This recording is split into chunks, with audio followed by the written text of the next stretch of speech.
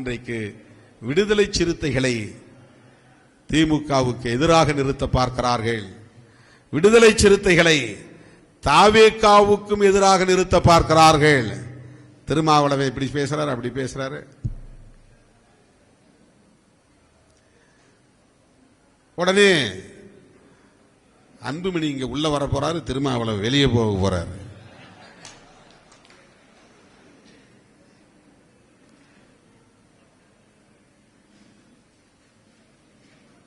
திருமாவளவனை எந்த சக்தியாலும் அரசியலில் இருந்து வெளியேற்ற முடியாது.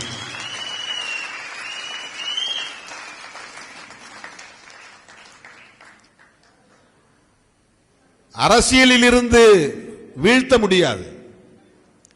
இதை ஆணவத்தோடு சொல்லவில்லை, நம்பிக்கையோடு சொல்லுகிறேன்.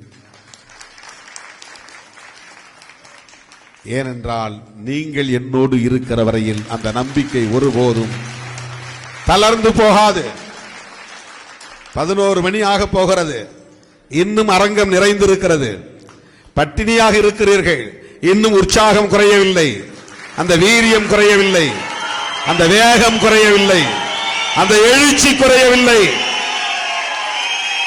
இந்த சக்தியை எந்த சக்தியாலும் ஒருபோதும் பலவீனப்படுத்த முடியாது.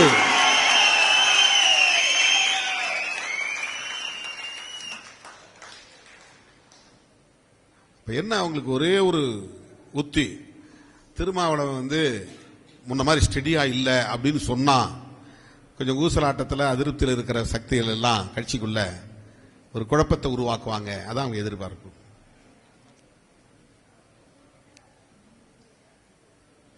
என்னோடு தொடர்ந்து பயணிக்கிற தோழர்கள் என்னை முழுமையாக அறிவார்கள், புரிந்து கொள்வார்கள்.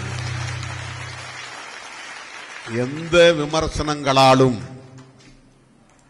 திருமாவளவனையும் சிறுத்தைகளையும் பலவீனப்படுத்திவிட முடியாது என்பதை நான் உறுதிபட சொல்ல கடமைப்பட்டிருக்கிறேன்.